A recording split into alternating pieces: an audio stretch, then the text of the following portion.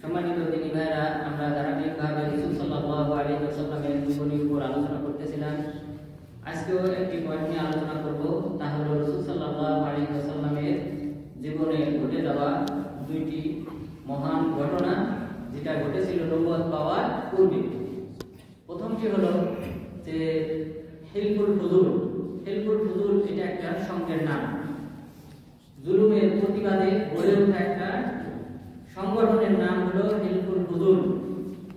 তো এই হিলফুল ফুজুলের রাসূল সাল্লাল্লাহু আলাইহি ওয়াসাল্লাম অংশগ্রহণ করেছিলেন। হিলফুল ফুজুলের যে ইতিহাস, তা হলো ইয়ামান থেকে এক ব্যক্তি আসলেন। সেই ব্যক্তি ছিল জুবাইর গোত্রে।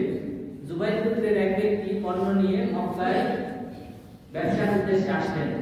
আসার পর তার কাছ থেকে পণ্যটা ক্রয় করে নেয় একজন ক্ষমতাধর ব্যক্তি, আরবদের নেতৃস্থানীয় একজন ব্যক্তি, নাম হলো আস বিন ওয়াইল আস-সাহমি। আস বিন ওয়াইল আস-সাহমি তার পণ্য ক্রয় করার পর তার অর্থ পরিশোধ করেন। অর্থ পরিশোধ না করলে তখন এই জুবাইরি ব্যক্তি তিনি প্রচেষ্টা করলেন ইয়ামানবাসীর সাথে, যে সকল মক্কাবাসীর যে সকল গোত্র আছে তাদের সাথে চুক্তি আছে, সেই চুক্তিবদ্ধ যে সকল গোত্র আছে তাদেরকে তিনি ডাকলেন।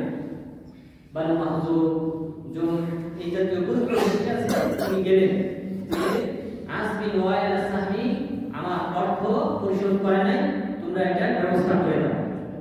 তখন এই ব্যক্তি যেহেতু ক্ষমতাধর, এই কারণে তাদের এই বন্ধু গোত্রগুলো তাকে সাহায্যের জন্য এগিয়ে আসেন। এগিয়ে না আসলে তখন তিনি দ্বিতীয় পদক্ষেপ গ্রহণ করলেন। তিনি জাবালে আবু কুবাইস এই পাহাড়ে উঠলেন। পাহাড়ে ওঠার পর তিনি যে জুলুমের শিকার হয়েছে এমন একটা নিশানা ওড়ালেন। নিশানা ওড়ানোর পর তখন তাকে দেখে কুরাইশদের মধ্যে জুবাইর ইবনুল মুত্তালিব এই ব্যক্তি কি করলেন, তিনি বললেন আলিহাদা মুদরাব, এই ব্যক্তিকে কি এইভাবে পরিহার করা হবে, ছেড়ে দেওয়া হবে? এই ব্যক্তির এই জুলুমের যে তার যে অধিকার রয়েছে সেই অধিকার কি ফিরিয়ে দেওয়া হবে না? এইভাবে জুবাইর ইবনুল মুত্তালিব যখন প্রথম প্রতিবাদ করলেন, এই ব্যক্তির পাশে দাঁড়ালেন, তখন তার পাশে এসে আরো 5টি পুত্র সংঘবদ্ধ হয়। সেই 5টি পুত্রকে একত্রে বলা হয় মুতাইয়িবুন। আর সেই পুত্র হলো সাল্লাল্লাহু আলাইহি ওয়াসাল্লামের উপরের দাদা বানু হাশিম, এরপর আরো একজন দাদা বানু মুত্তালিব, এরপর আসাদ ইবনে আব্দুল উজ্জা, এরপর যুহরাত ইবনে কিলাব, এরপর তাইম ইবনে মুররা। এই মোট 5টি পুত্র সমবেত হয়। তারা প্রত্যেকে আব্দুল্লাহ ইবনে জাদআন নামে এক ব্যক্তি, সেই ব্যক্তির গৃহে প্রবেশ করেন। এটাকে দারুন নাদওয়া বলা হয়। এই দারুন নাদওয়াতে তারা সকলে সমবেত হন এবং সকলে প্রতিজ্ঞাবদ্ধ হন এই মক্কার মতো পবিত্র স্থানে, হারাম নগরীতে, আল্লাহ তাআলার দেওয়া সম্মানিত নগরীতে কোনো ব্যক্তি জুলুমের শিকার হয়ে ফিরে যাবে, এটার বদলা অবশ্যই আমরা গ্রহণ করব। এই মর্মে 5টি পুত্র সংঘবদ্ধ হয়, চুক্তিবদ্ধ হয়। এরপর এই জুবাইর গোত্রের এই ব্যক্তির পাশে দাঁড়ান এবং আস বিন ওয়াইল আস-সাহমিকে বার্তা পাঠিয়ে দেন যে এই ব্যক্তির অর্থ পরিশোধ করতে হবে। অবস্থা পরিস্থিতি বেগতিক দেখে আস বিন ওয়াইল তার অর্থ ফিরিয়ে দিতে বাধ্য হন। এই যে জুলুমের বিরুদ্ধে একটা সংঘ গড়ে ওঠে, একটি সংগঠন গড়ে ওঠে, এটাকে বলা হয় হিলফুল ফুজুল। রাসূল সাল্লাল্লাহু আলাইহি ওয়াসাল্লাম বলেছেন, আল আদাবুল মুফরাদ লিল বুখারী 567 নম্বর হাদিস, শাহিদতু মা'আল মুতাইয়িবিন ফি দারিন নাদওয়া মা'a উম্মতি ওয়া আনা গুলাম, যে আমি মুতাইয়িবিনদের সাথে, অর্থাৎ এই 5টি গোত্রের সাথে আমি প্রবেশ করেছিলাম, আমি ঐক্যবদ্ধ চুক্তিতে আবদ্ধ ছিলাম আমার চাচাদের সাথে। আর আমার বয়স ছিল অল্প বয়সী, অর্থাৎ 15 থেকে 16 বছর এমন বয়সে ছিলেন রাসূল সাল্লাল্লাহু আলাইহি ওয়াসাল্লাম। আর তিনি এই সংগঠনের সাথে যুক্ত হয়েছিলেন এবং তিনি বলেছিলেন, ফামা উহিব্বু আন্নানি হুমরান নাম ওয়া আনকুযুহু, আমাকে যদি লাল উটের বিনিময়ে যদি আমাকে এই সংঘ পরিত্যাগ করতে বলা হয়, এই এই অর্থের লোভে আমি এই মহান সংগঠন পরিত্যাগ করব না। লালপুর এটা ছিল তদানীন্তন একটা উদাহরণ, দৃষ্টান্ত, যে সম্পদের উত্তম সম্পদ, উৎকৃষ্ট সম্পদের একটা উদাহরণ, দৃষ্টান্ত পেশ করা হতো লালুরের মাধ্যমে, যে এই মূল্যবান সম্পদ দিয়েও আমাকে বিক্রি করা যাবে না, আমি বরং এই সংঘবদ্ধ এই সংগঠনের সাথে থাকবো, যে সংগঠন জুলুমের বিরুদ্ধে কথা বলে। রাসূল সাল্লাল্লাহু আলাইহি ওয়াসাল্লাম ঠিক একই কথা বলেছেন, যা বর্ণিত হয়েছে মুসনাদে আহমদে 2909 নং হাদিস এবং সুনানুদ দারমির 115 নং হাদিস। এখানে রাসূল সাল্লাল্লাহু আলাইহি ওয়াসাল্লাম বলেছেন, লা হিলফা ফিল ইসলাম, ইসলামে কোনো প্রকার সংঘবদ্ধতা নেই, সংঘবদ্ধতা তথা চুক্তির মাধ্যমে পরস্পরে ঐক্যবদ্ধ হবে এমন কোনো বিধান ইসলামে নেই। ওয়ালাম ইয়াকুন হিলফুন ফিল জাহিলিয়া ইল্লা যাদাহুল ইসলাম শাদ্দা, জাহিলি যুগে যে সকল সংঘ ছিল সেই সকল সঙ্গে শক্তি মত্তা ইসলাম আরো বেশি বৃদ্ধি করেছে। অর্থাৎ এই হাদিসের প্রথম অংশে যে রাসূল সাল্লাল্লাহু আলাইহি ওয়াসাল্লাম বললেন ইসলামে কোনো চুক্তিবদ্ধ হওয়া বা এই তারা যে চুক্তিবদ্ধ হয়ে পাঁচটি সংগঠন পাঁচটি গ্রুপে একত্রিত হয়েছে এমনটা নেই। কারণ হলো ইসলাম মুসলিমদেরকে এমন শিক্ষা দিয়েছে যে শিক্ষাটা হলো এই চুক্তিবদ্ধ হওয়ার চেয়ে বেশি শক্তিশালী। রাসূল সাল্লাল্লাহু আলাইহি ওয়াসাল্লাম বলেছেন, আল মুমিনু বিল মুমিন কাল বুনিয়ান ইয়াশুদ্দু বা'দুহু বা'দ, একজন মুসলিম অপর মুসলিমের জন্য হলো দেওয়াল স্বরূপ, যে দেওয়াল বুলডোজার দিয়ে ভাঙতে হবে এমন শক্তিশালী, পরস্পরকে শক্তিশালী করে। অর্থাৎ এটা চুক্তিবদ্ধ হওয়ার মতো না, বরং এর চেয়ে বেশি শক্তিশালী সংঘ হলো ঈমানী সংঘ। সুতরাং ইসলামে আর নতুন করে কোনো ব্যক্তির সাথে কোনো গোত্রের সাথে চুক্তিবদ্ধ হওয়ার প্রয়োজন নেই। এরপর তিনি বললেন যে আমাকে যদি এই লাল প্রস্তাব করা হয় এর বিনিময়ে আমি এই সংঘ পরিত্যাগ করতে রাজি নই। তাহলে রাসূল সাল্লাল্লাহু আলাইহি ওয়াসাল্লাম এই দুই হাদিস থেকে স্পষ্ট যে তিনি এই সংঘবদ্ধ এই সংগঠন যেটা জুলুমের বিরুদ্ধে প্রতিবাদ হিসেবে দাঁড়িয়েছিল সেই সংগঠনের মধ্যে তিনি অন্তর্ভুক্ত ছিলেন এবং এটাকে তিনি ভালো কাজ হিসেবে আখ্যায়িত করেছেন এবং লালের বিনিময়ে তিনি এটা পরিহার করতে নারাজ সেটা জানান দিয়েছেন। তো এই হাদিসের যে অংশে বলা হয়েছিল যে ইসলামে কোনো চুক্তিবদ্ধ ভাবে নিজেরা চুক্তিবদ্ধ হবে মুসলিমরা, এটা নেই। এটার পিছনে কারণ হলো এই জাতীয় মৈত্রীয় এর চেয়ে উত্তম হলো ইসলামী মৈত্রী, সেটা হলো ভালো কাজে সাহায্য করতে হবে।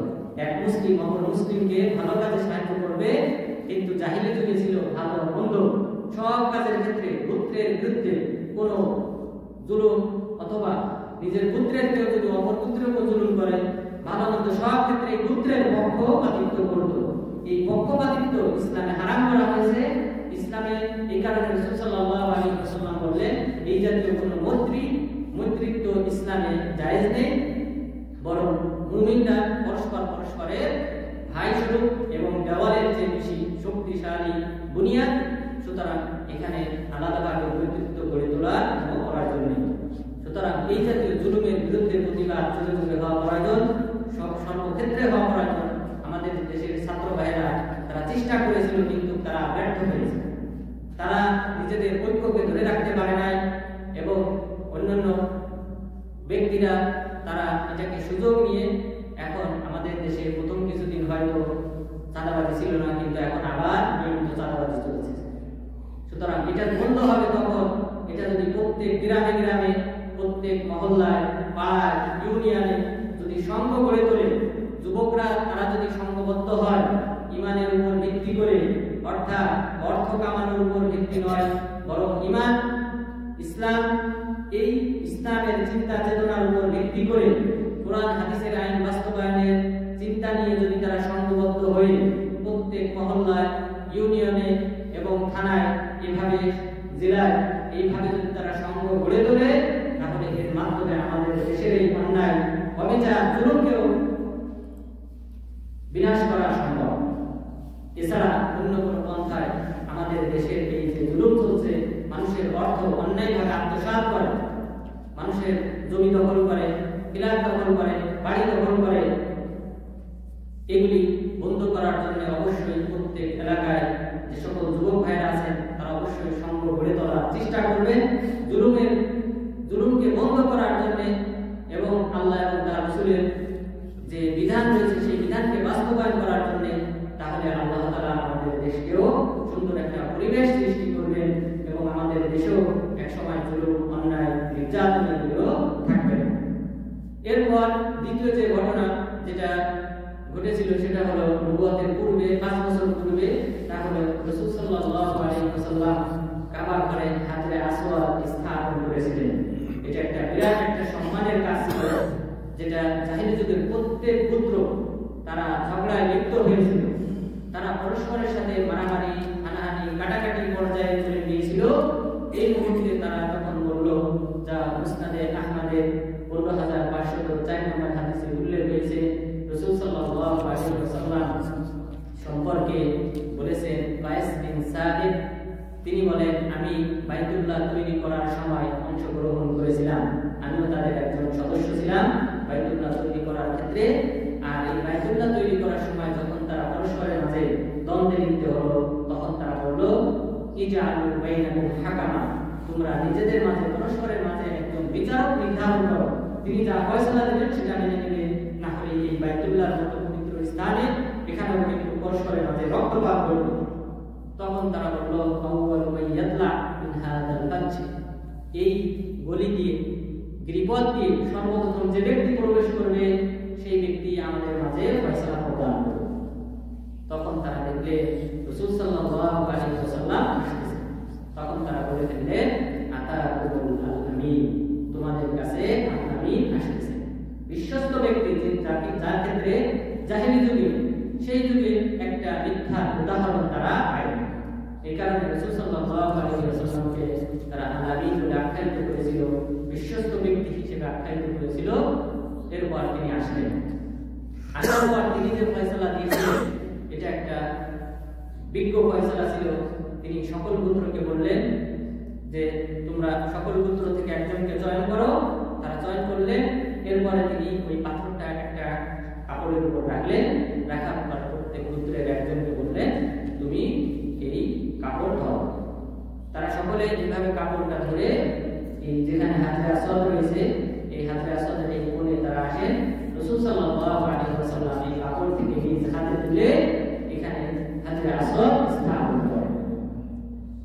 তাহলে এই ঘটনা থেকে আমরা রাসূল সাল্লাল্লাহু আলাইহি ওয়াসাল্লামের যে সিফাত রয়েছে, বৈশিষ্ট্য, গুণাগুণ রয়েছে, যে তিনি ভবিষ্যতে হয়তো এই সমাজকে নেতৃত্ব দান করবেন, এই নেতৃত্ব গুণাগুণ কিন্তু তিনি ইতিপূর্বে অর্জন করেছেন।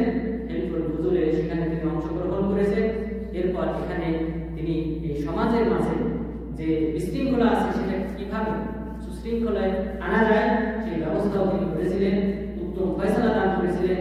সুতরাং তার এই মেধা, বিজ্ঞতা এবং সেই সাথে তার যে উৎকৃষ্ট আচরণ, এগুলি কিন্তু পরবর্তীতে রাসূল সাল্লাল্লাহু আলাইহি ওয়াসাল্লামকে শ্রেষ্ঠ মানবে পরিণত করেছে। সুতরাং আল্লাহ তাআলা যেন আমাদেরকে রাসূল সাল্লাল্লাহু আলাইহি ওয়াসাল্লামের আদর্শ জেনে এবং সেই অনুযায়ী নিজেদের জীবনকে সাজানোর মাধ্যমে ইহকালীন পরকালীন সফলতা ও মুক্তি অর্জন করার তৌফিক দান করেন। আমিন।